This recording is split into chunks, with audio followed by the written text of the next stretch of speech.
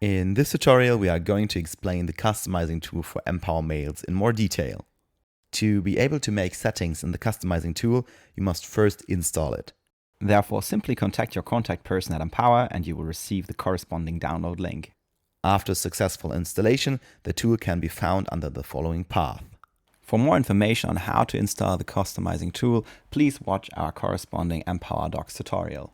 Here, double-click on the application and open the customizing tool.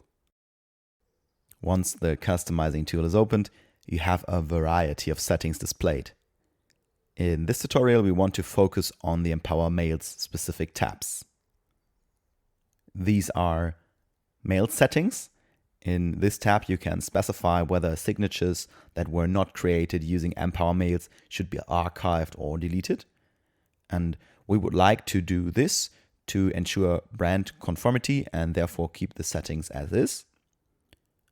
The next specific tab is Mails Font and Colors. Here you can specify which font style, size or color is preset when creating a new email or responding to an email. For example, we select font size 18 here. And last but not least, the Manage Campaign tab, in which you can create fields and groups for targeted campaigns. For more information on the Campaign Management tab, please check out our corresponding tutorial, Manage Campaigns. We are happy with our settings here and click on Apply.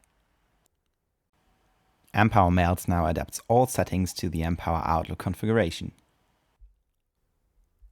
So let's have a look in a new email and see what changes we've made.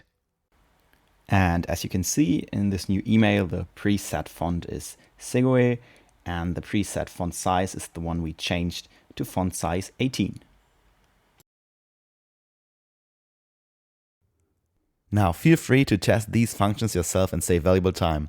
If you have any further questions regarding Empower Mails, please check out our other tutorials.